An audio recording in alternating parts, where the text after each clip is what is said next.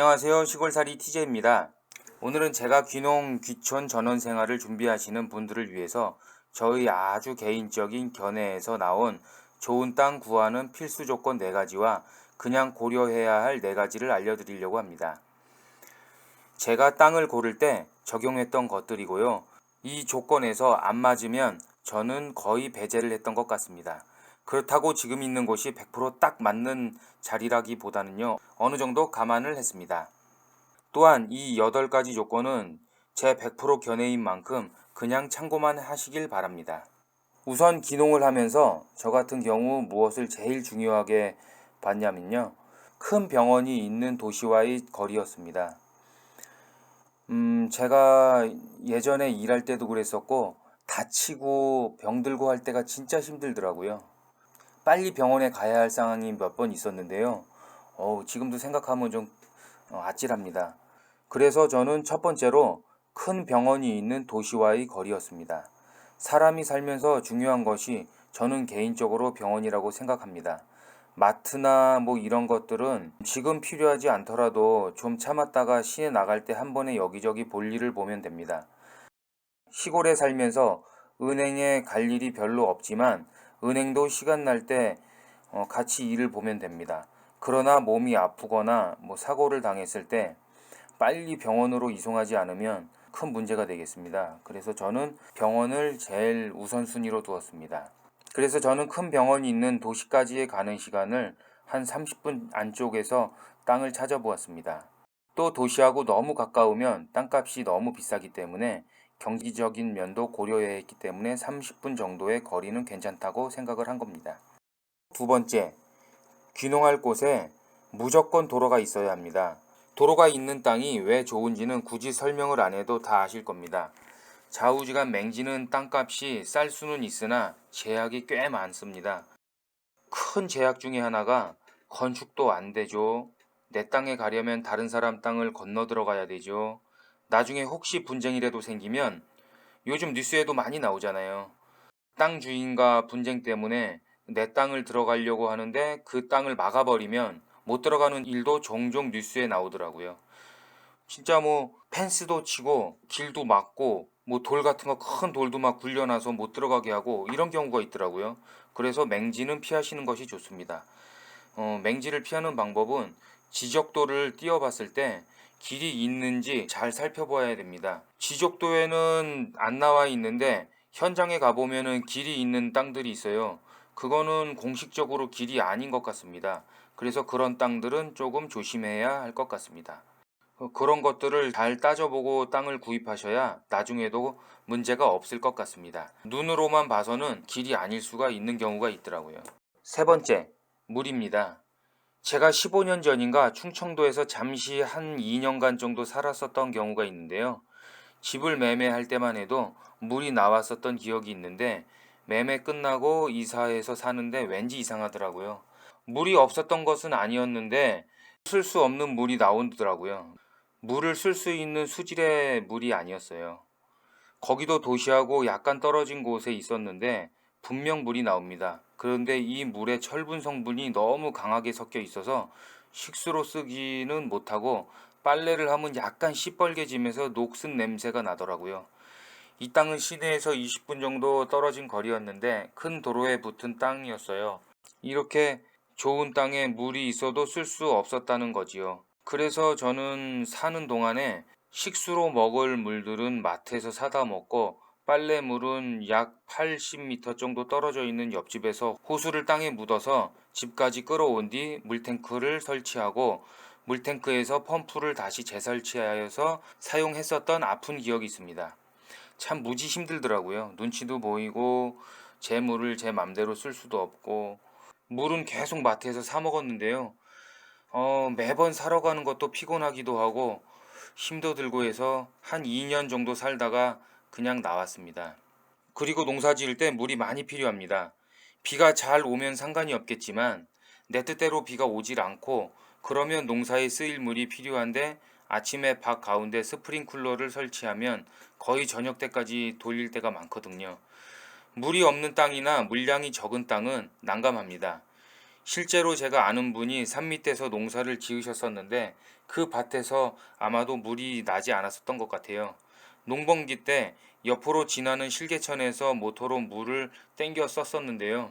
농번기 때 그 땅에만 물이 필요한 건 아니잖아요. 다른 땅들도 다 같이 농사를 짓습니다. 그러다 보니까 물을 여기저기서 다 끌어다 쓰고 하기 때문에 물량이 상당히 많이 부족합니다. 말하는 지금도 많이 힘든데요.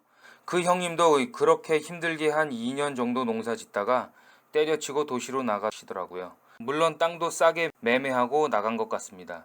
이렇게 물은 살면서 농사 지으면서 무지무지 중요합니다. 물은 물량이 많은지 식수로 쓸 수 있는지 아니면은 근처를 지나가는 상수도가 있는지 이것을 많이 따져보고 신중하게 결정해야 합니다. 네 번째는 전기 인입이 쉬운 땅입니다. 전기가 근처에 들어와 있거나 전봇대가 있어서 논이나 밭이지만 농업용 전기가 들어와 있는 곳은 전기를 끌어다 사용하면 됩니다. 하지만 아무것도 없는 노지나 산 쪽에 붙어 있는 땅은 전기가 없을 확률이 높습니다. 전기도 멀리서 땡겨 오려면 비용이 만만치 않습니다. 저도 전기 인입을 해보았지만 아주 이게 쉽지는 않더라고요. 저희는 전봇대가 근처에 있어서 전기를 땡기고 사용할 수 있게 설치하는 데까지 한 60만 원 정도 들은 것 같습니다. 하지만 멀리 있는 전기를 땡겨다 쓰려면 지역마다 약간 가격이 틀릴 수도 있는데요. 만약에 산 쪽에서 농사를 짓는데 전기가 필요해서 전기를 땡기는데 거리가 몇 킬로가 나온다면 개인적으로 몇 천이나 몇백을 들여서 공사하기가 쉽지 않은 것 같습니다. 또는 태양열 전지판을 설치해서 사용한다고 해도 그 비용이 꽤 됩니다. 그래서 전기도 어느 정도 땅을 보실 때 고려해야 합니다. 이렇게 제 생각에는 이 네 가지가 필수적인 조건인 것 같아요. 그리고 제가 생각하기에 네 가지 고려해야 할 사항은 바로 첫 번째는 고압 송전탑이 가까운 땅입니다. 그리고 두 번째는 축사가 근처에 있는 땅. 그리고 세 번째는 마을 근처에 있는 땅. 네 번째가 햇볕이 잘 드는 땅입니다. 첫 번째로 고압 송전탑이 가까운 땅은 전자파라고 하나요? 전기장, 전자파 뭐 이런 것이 사람들 몸에 안 좋다고 하잖아요. 그래서 저는 그거를 이제 배제를 시켰고요. 그리고 두 번째로 축사가 있는 땅은 제가 예전에 한번 살아봤어요. 한 20년 전인가 인천 어디에서 잠깐 있을 때였는데 그 집 근처에 축사가 한 두 개 정도 있었습니다. 한 축사는 100두 정도 되는 이제 소를 키웠었고요. 한 축사는 규모가 조금 더 컸었는데 거기는 돼지를 키우는 축사였었어요. 파리들이 여름에 얼마나 많이 몰려오는지 진짜 지옥 같았습니다. 와. 요즘은 뭐 예전보다 시설을 잘 하기 때문에 그전보다는 벌레지가 덜 있다고는 생각을 하는데 그래도 축사 근처에서 살려면 그 많은 벌레지들과 파리와 모기들을 감안해야 할 것 같습니다. 그래서 저는 근처에 축사가 있는 것은 조금 피한 것 같습니다. 그리고 세 번째는 마을 근처에 있는 땅입니다. 너무 자연을 사랑해서 뭐 산속 깊은 곳이나 아니면은 혼자 살 수 있는 조용한 곳을 이제 택하시는 분들도 많고 저 또한 그렇게 많이 생각했었습니다. 하지만 여러 가지 면을 고려하고 봤을 때 마을 근처에 있는 땅이 좋다고 이제 저는 최종적으로 이제 결론을 내렸습니다.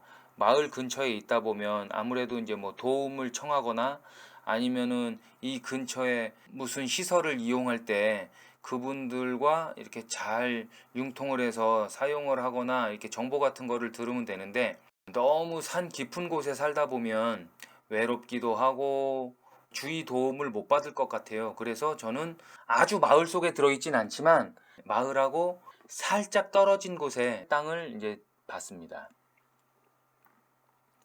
그리고 네 번째로는 햇볕이 잘 드는 땅입니다. 뭐 누구나 뭐 다 아시죠. 남향으로 된 땅이 좋다고. 하지만 남향으로 된 땅이 참 비쌉니다. 햇볕이 많이 들어오기 때문에 식물들도 잘 크고 시골 같은 데 살면서 햇빛을 많이 봐야 우울증도 없다고 하거든요. 그래서 저는 햇볕이 잘 드는 땅을 이제 고려를 했습니다. 저희 집 같은 경우에는 100% 남향은 아니지만 뒤쪽으로 산이 이렇게 경사가 세지 않아서 아침부터 저녁까지 햇빛이 어느 정도 들어오는 땅을 결정을 했습니다. 뭐 세부적으로 본다고 한다면 뭐 여러 가지 조건을 더 내세울 수는 있겠지만 저는 한 크게 이렇게 4가지 또 작게 한 4가지 이렇게 이제 8가지 정도를 고려해서 땅을 이제 살펴보았습니다. 땅을 보는 조건도 뚜렷하게 생각을 갖고 있어야 땅을 보러 다닐 때 그런 것들을 감안하면서 볼 수 있는 것 같습니다.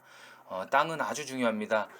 사기는 쉽지만 팔기가 힘듭니다. 땅은. 특히나 도시에 있는 땅들은 사고 파는 게 어느 정도 이제 용이합니다.